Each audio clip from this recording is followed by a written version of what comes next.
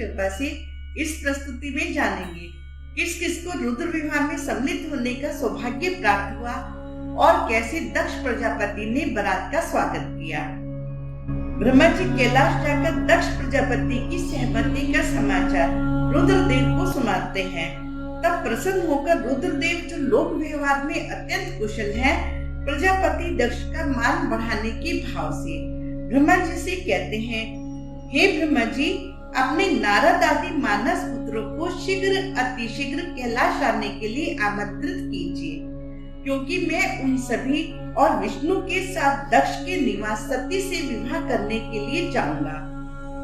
और फिर स्वयं ही भगवान विष्णु को कैलाश बुलाने के लिए उनका ध्यान करते हैं। शिव भक्तों के शिरोमणि भगवान विष्णु अपने परमेश्वर की प्रसन्नता के लिए शीघ्र ही देवी लक्ष्मी और अपने पार्षदों के साथ कैलाश पर उपस्थित हो जाते हैं। कुछ ही समय बाद ब्रह्मा जी के सभी मानस पुत्र भी प्रसन्नता से सृष्टि के प्रथम विवाह में सम्मिलित होने के लिए पूरे उत्साह से कैलाश पर उपस्थित हो जाते हैं। शिव पार्षद, जो पहले से ही सबके आने की प्रसन्नता से प्रतीक्षा कर रहे थे, सबके एकत्र हो जाने पर खुशी से उछल कूद करते हुए उत्सव मनाना शुरू कर देते हैं। भगवान रुद्र भी सुंदर श्रृंगार करके स्वयं को सजाते हैं। उनकी स्वयं की इच्छा से ही उनके शरीर पर विद्यमान सभी वस्तुओं, नाग आदि ने सुंदर आभूषणों का रूप धारण कर लिया। वासुकी नाग सुंदर कंठहार बन गए तो कान में लटकते बिच्छू, मणि जड़ित सुंदर कर्णफूल। ऐसे सजे धजे भगवान शिव शंकर की शोभा सभी को अपनी ओर आकर्षित कर रही थी।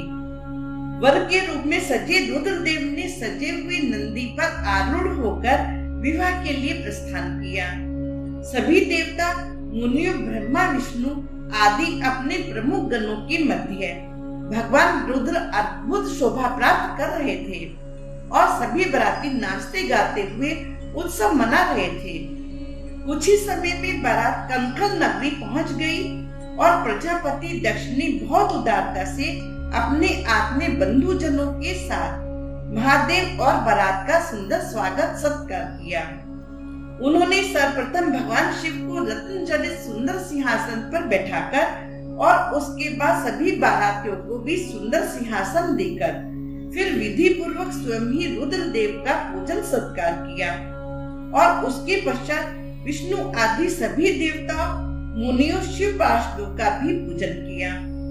तदंतर मरीचि आदि मानस पुत्रों द्वारा आगे के कार्य विधि पर विचार विमर्श करके पितामह ब्रह्मा के चरणों में प्रणाम करके प्रसन्नता से बोले, हे प्रभु, आप ही मेरी पुत्री का सभी वैवाहिक कार्य संपन्न कराइए। अगली प्रस्तुति में जानेंगे कैसे हुआ शिव सती विवाह संपन्न। हर हर महादेव, जय मां जगजननी।